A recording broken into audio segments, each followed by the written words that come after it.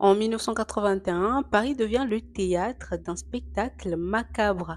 On va parler aujourd'hui de Issei Sagawa, un jeune étudiant japonais qui a émigré à Paris pour ses études. Mais on va voir qu'il en sera tout autre. Bienvenue sur Paint the Town Black. On se retrouve aujourd'hui pour une nouvelle THS. N'oubliez pas de liker, commenter et partager. Et voilà, on continue.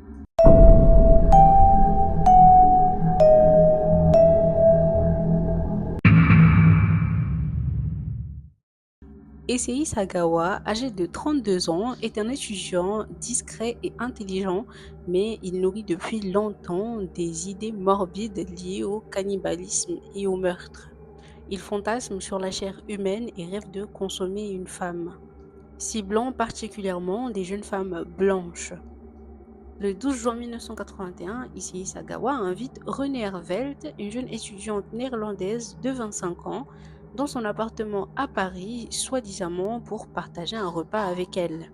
Une fois qu'il se retrouve seul avec elle, il lui tire une balle dans la tête, la tuant sur le coup. Il faut savoir que Issei Sagawa fantasmait depuis pas mal de temps sur Renée. Et là, pour lui, c'était clairement l'occasion rêvée de la déguster. Parce que non, il l'a pas tué juste comme ça. Après l'avoir tué, il découpe son corps, mais il ne se contente pas juste de rester dans son appartement.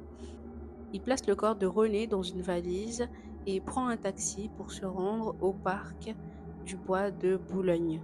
Sur place, il tombe sur un caddie et y met les valises pour les transporter. Sauf qu'un couple le trouve assez étrange. Pendant qu'il descendait une pente, le caddie se renverse, les valises tombent, il panique et prend la fuite. Un couple qui le trouvait assez suspect s'approche des valises, l'ouvre et tombe sur des draps ensanglantés ainsi que des restes humains. La police arrive sur les lieux assez rapidement et après coup, le corps est rapidement identifié comme étant celui de René Artevelt. Les témoins sont entendus et Sagawa est très rapidement interpellé.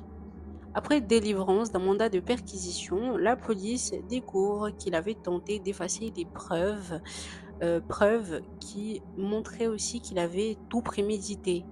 La violence et la planification du meurtre frappent profondément les autorités. Sagawa est analysé psychologiquement par des psychiatres qui déclarent qu'il a des troubles mentaux qui le rendent inapte à être jugé.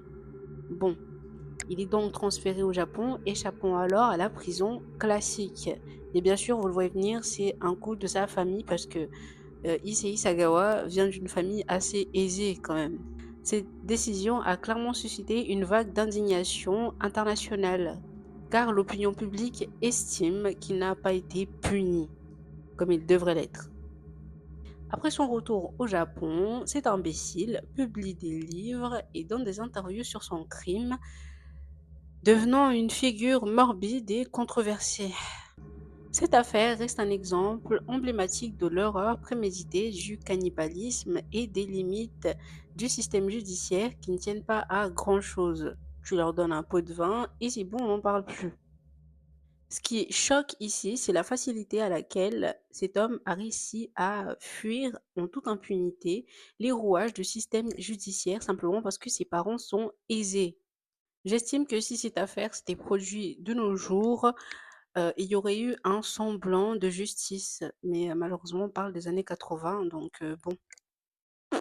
Si ce genre d'affaire vous plaît, n'hésitez pas à vous abonner, à liker, commenter et partager. On se retrouve une prochaine fois pour une nouvelle THS. Mouah.